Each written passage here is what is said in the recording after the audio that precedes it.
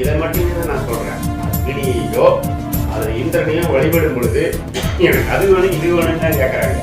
அவனை அதை பிடிச்சி கொடு, இவனதை போர். ஆனா இங்க என்ன சொல்றாங்கன்னா, நீங்க உழைப்பில் ஈடுபட்டு இயற்கையை பயன்படுத்தி வேளாண்மையை பெருக்கிறதுக்காக மழையையோ உங்களுக்கு சாதகமான சூழ்நிலைகளோ தெரிவிப்பதற்காக வளத்திற்காக நீங்கள் செய்யப்படும் சடங்குகள் குறியீடாக தாயினாயிருக்கு.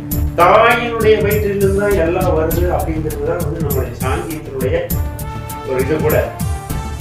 நீங்க இன்னைக்கும் பாத்தீங்கன்னா சூழ்நிலைக்கு இருக்கு எல்லாத்துக்குமே.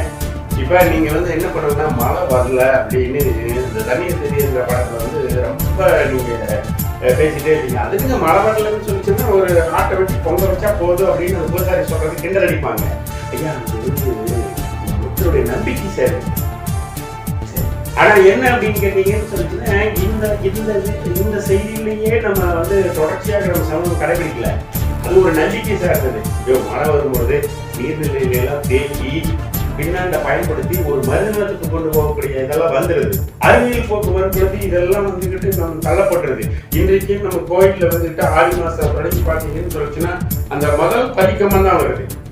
கொடிக்கமத்துக்கு பதிக்கல் இல்லைங்களா, பதிபீடம், அப்புறம் கோடி.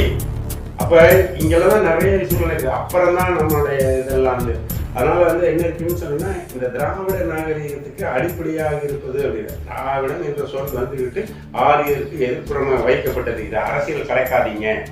உலகம் தழுவிய திராவிடம் என்ற சொல் உலகத்தினுடைய ஒட்டுமொத்தமான பண்பாட்டையே கூட திராவிடம் பிரதிபலிக்குது. ஏன்னா இந்த திராவிடம் பெண் தெய்வங்களை பிரதிபலிக்குதுன்னு சொல்லிச்சுன்னா, மெசபடாமியில இருக்குது, எகிப்துல இருக்குது, கிரீஸ்ல இருக்குது, பல்கேரியால சிலைகள் கண்டுபிடிக்கப்பட்டதுன்னு சொல்றான், ஆஸ்திரேலியாவில் அந்த சிலைகள் கொண்டு போகப்பட்டதுன்னு சொல்றான். சின்ன சின்ன சிலைகள் பெரிய உருவங்கள் வரைக்கும். அதனால என்னன்னா, மாநிலவியல் அடிப்படையில் பாத்தீங்கன்னா இந்த சொல் இந்த திராவிடம் என்பது இரண்டு பண்பாடுகளுக்கு இடையே ஆன பழக்க வழக்கங்களை குறித்து வரக்கூடிய ஒரு சொல். அதோட அதை முடிச்சுக்கலாம்.